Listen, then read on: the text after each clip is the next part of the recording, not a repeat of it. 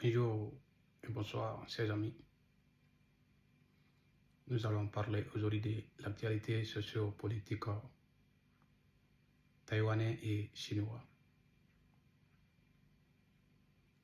Le conflit russo-ukrainien risquerait de se déporter vers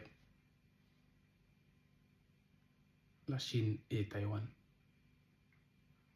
Aujourd'hui, le Taïwan a essayé de provoquer la Chine en menaçant publiquement la Chine.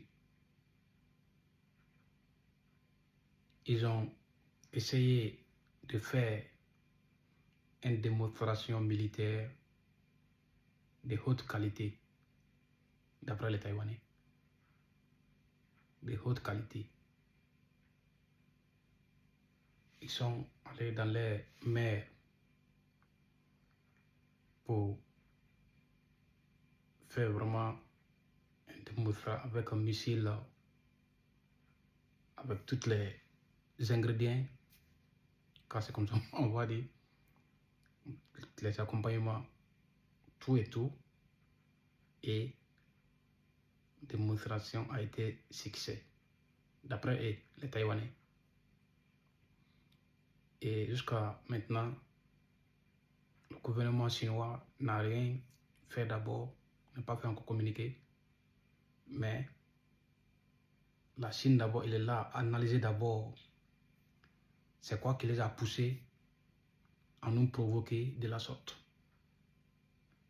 C'est comme quelque chose, c'est pour dire nous sommes prêts.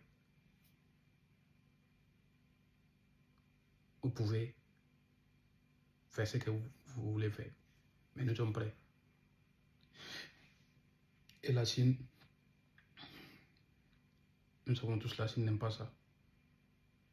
Reste dans ton coin. Et la Chine se dit que le Taïwan est dans la Chine. Et les Américains et les alliés de Taïwan disent non.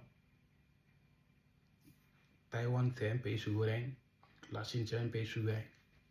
Donc chacun gère ses pays. Et pourtant avant, le Taïwan était dans la Chine. Donc c'est après des années, ça a été divisé. Et la Chine veut récupérer.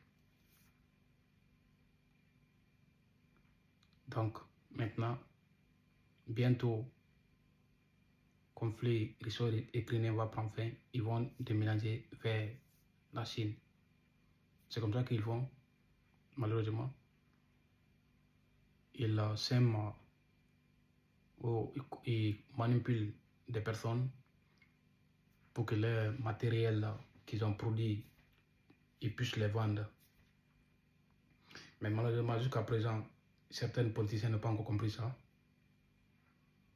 Vous allez vous faire détruire et après, vous allez les payer encore. Ils vont venir construire ce que vous avez détruit. C'est ça le business. Non seulement vous allez payer les matériels de guerre avec eux, mais aussi c'est eux qui vont venir reconstruire vos pays, ce que vous avez gâté. Donc avant que ça n'arrive là, nous, on ne veut pas peur des vies humaines. Car si ça commence, c'est forcé dans les deux camps. Certaines familles vont pleurer. C'est pas ça que nous voulons. Trouver un programme de consensus pour que vous allez vous entendre. Alors, on va regarder l'actualité. Après, nous, on va commenter. Tout ce que nous on peut faire, c'est vous parler. Et les décisions, c'est vous qui prenez. Donc, on vous regarde. Toutes les décisions dont vous allez prendre, on va commenter. Alors, les gars, je vous prie de vous abonner massivement, liker et partager dans tous les groupes pour informer plus de personnes qui possible.